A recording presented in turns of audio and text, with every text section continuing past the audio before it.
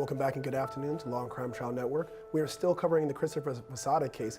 I'm hearing that we might have a verdict. Please stay tuned.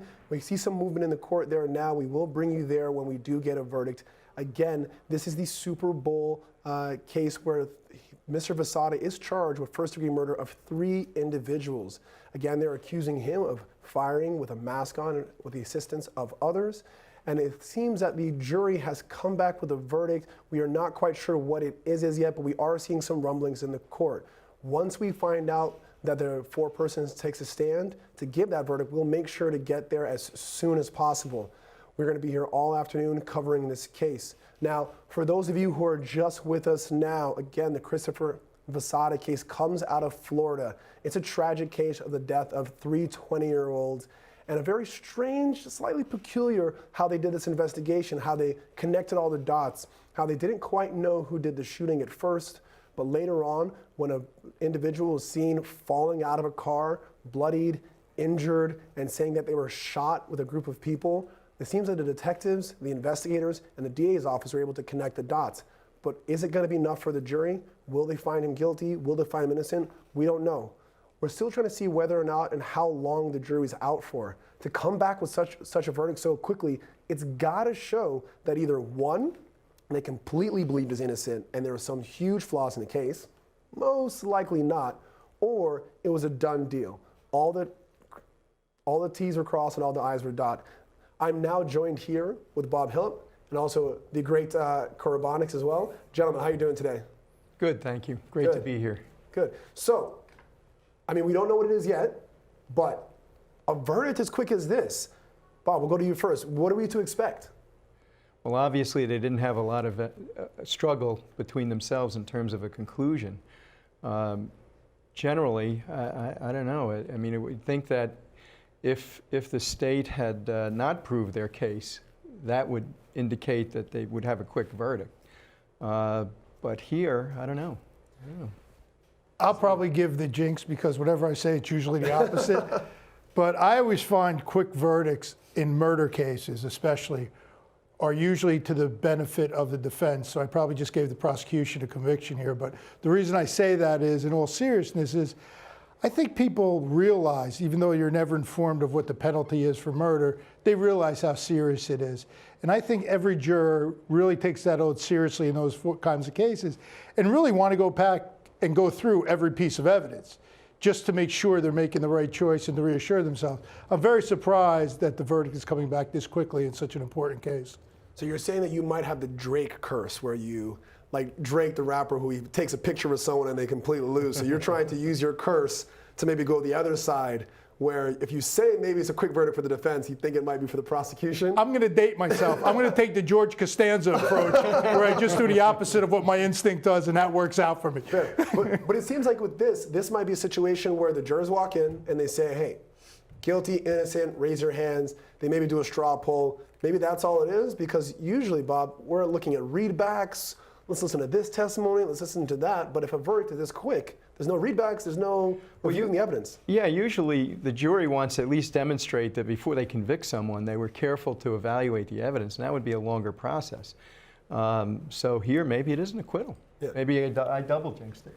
I don't know. It just you want, especially as a prosecutor, I think you want a juror out a little longer, just to say to at least review some sort of the evidence, at least one witness. Could we have a readback a certain testimony?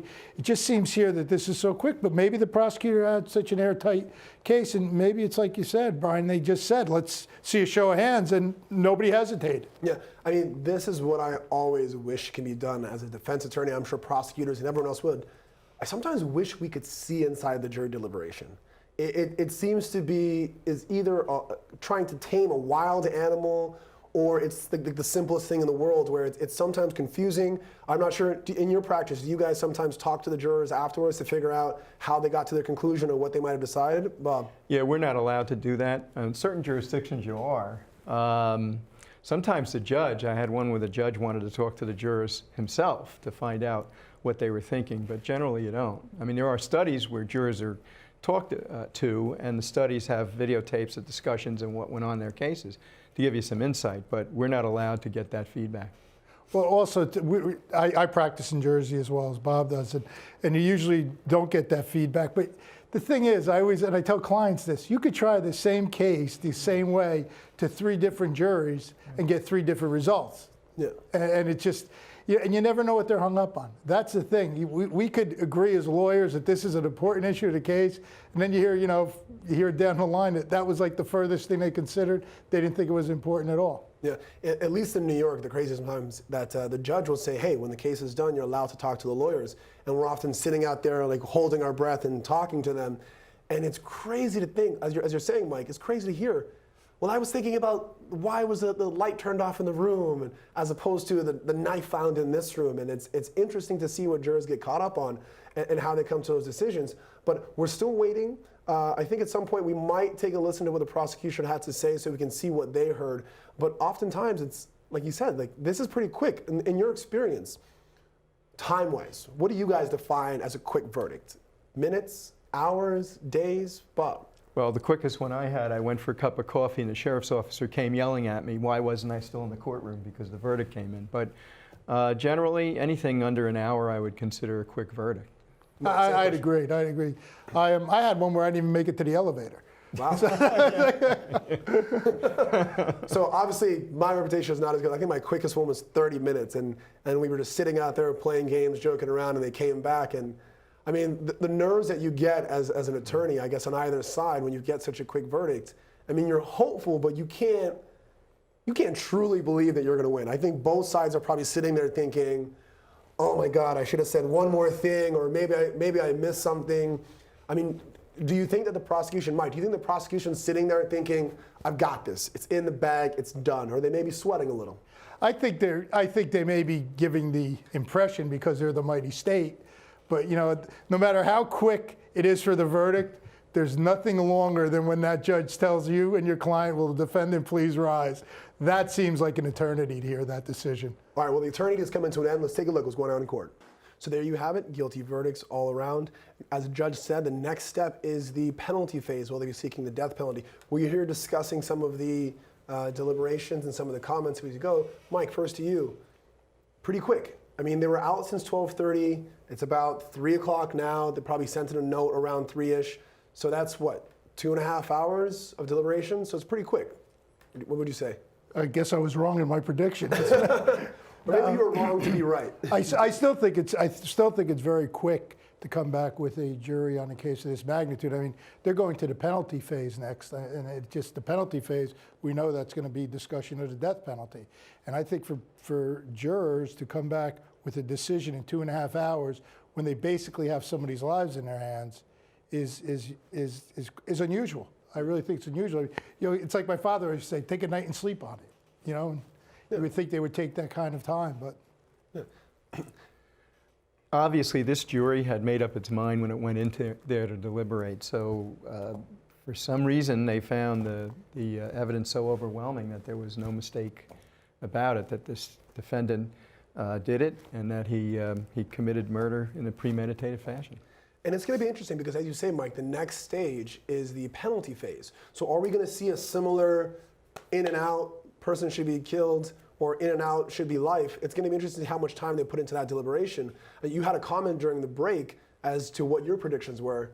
Is this going to be your true predictions, or are you predicting the opposite side and maybe on the other way? I'm going to sit out this round. I would hope that they may reflect now when they get into the next penalty phase and hear the instructions on the law of a death penalty case. All those kind of things they've got to decide and hear. Now they're really going to hear things that really weren't admissible into evidence during the trial as to the defendant. And you got to wonder if maybe they're going to say, what did we get ourselves into here? Yeah, and deliberations as to whether or not you should take someone's life should definitely take a lot more than 2.5 hours. We hope that this is taken seriously, regardless of what decision they make. But you're going to have to stay tuned here at the Law and Crime Show Network to see more on this trial. So there you have it, guilty in all verdicts. And I think, Mike, you brought this up actually, and I totally agree. Sometimes when you have a room full of lawyers, or just 3 of us as we have it now, we can all disagree on, beyond a reasonable doubt, standards of law, evidential findings. But now you have a jury in just a couple hours saying, you know what, we've got it, we figured it out, let's go. Do you see any issues or any problems with the quickness of this? That's what I see all the time.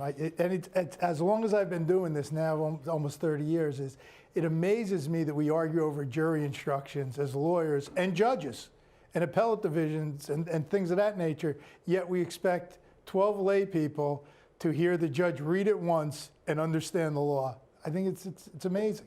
It's strange. I mean, Bob, sometimes the law is like a completely different language from our clients, no matter they be the most sophisticated or the most uneducated. It's hard. So to Mike's point, like, how do you find that when a jury comes back so quickly? Do you think they've really soaked in that information, or they kind of glossed over it? Well, in this case, I think it was clear they didn't really have a question about the law. But what's interesting is if you look at the nature of the crime, and maybe we're having this discussion because the verdict came back so quickly. Maybe if they had worked a couple of days on this, we might be approaching it differently. But when you think about what happened when they're going in, this murder was planned, it was premeditated, it was almost like a mob hit. The issue in the case revolved around the identity of the men behind the masks. And the only question really for them going in was, clearly this is murder if the defendant was behind the mask. So the only question was that defendant behind the mask? And they found that based on the forensic evidence, he was one of them. I mean, to Bob's point, how many issues were at play here? I mean, people are dead, people got shot, there are shell casings, and I think, Bob, you hit the nail on the head. We're just asking who. So once you figure out that one question, is there really much more to deliberate, Mike? Well, you know, much to your point, Brian, is that the fact that, people think that the best kind of testimony is, eyewitness, things of that nature, and we've learned through studies that's the least reliable. What they had here was very strong circumstantial evidence, and the circumstantial evidence, I think, carried the day here. I just can never get out of my defense attorney head and give the prosecution any sort of credit. So I look at things always in terms of some sort of appellate issue and things of that nature, but I'm very honest about that. Oh, Mike, I love the way you think. And anytime you need me to come up to the big leagues and play with you, I'm there. I agree, and we're looking here inside of the court. It seems like at least the community there is happy with the verdict. They believe that justice was found. We're being told that the penalty phase will not be today. In fact, it will be adjourned until Wednesday and Thursday. The prosecution has kind of given a heads up that they will not take much of the time for that penalty phase. Maybe there'll only be one or two people testifying, but the defense says they'll definitely take up the lion's share of that time. So you have to come back next week to figure out the penalty phase. But we'll hear more of this case and others after this break. I apologize, that's obviously not a break. That is actually the prosecution's closing arguments. Mike, Bob's still with us here discussing the case. Maybe that's it. Maybe the prosecution did such a great job. I know we're kind of laughing tongue-in-cheek, talking about these people sitting around the campfire. Seem like it's nice and quaint, but they're high out of their minds on ecstasy and other drugs. But Bob, that's all they really needed. I mean, enough witnesses, enough circumstantial evidence, enough DNA, and then open and shut case. She personalized the victims and worked her case towards the defendant, that this was clearly a murder. This is why it was a murder. What these people did, they planned this out. They were there for one purpose, to kill these people. And then working the evidence to the defendant being behind the mask. Now, Mike, I'm sure you've seen the large gambit of closing arguments, the quiet talker, the righteous indignation, the slamming on the table, and everything in between. She's pretty calm, lays it out, nothing special. Do you think that's what the jury might have gravitated to and just said, hey, this just seems pretty simple, pretty straightforward, and that's it? Absolutely. This prosecutor, I think, came across very neutral, saying, here's what I'm going to present to you, and here's the way it happened, and here's what you need to do. So it almost seemed like she was one step removed and was doing her job and was very professional. And I think that's really very effective. And I think jurors are like, okay, this person's not really trying to have any skin in the game. They're just trying to present that they're being fair. And I think it worked to her advantage. I think it's a very smooth, logical, put all the pieces together kind of summation. I think she did an excellent job. Yeah, and I know that at least in my experience, sometimes I've had juries say during voir dire to either side, I think you're trying to get one over on me. I think you're trying to convince me of something that I might not otherwise believe. Bob, this seems like she's, to Mike's point, it seems like she's not. It seems like she's, hey, got no skin in the game, I'm impartial, I'm just presenting you with the evidence. Do you think that's helped with this expedited jury decision? Sure, I agree with Mike. I think what she demonstrated to the jury was she had a great command of the evidence, and she organized it in a way that walked them right to the result she wanted and said, look, what I'm proposing here is consistent with the burdens that I have to meet, and here's why you should find what I'm telling you to find. And it seems they came back just with that decision. Again, Christopher Vasata was found guilty of all the charges. The sentencing will not happen today. The sentencing will happen on Wednesday and Thursday, with the prosecution saying they'll just need a little bit of time and the defense taking the lion's share of that time. But you have to hear that and more after this break.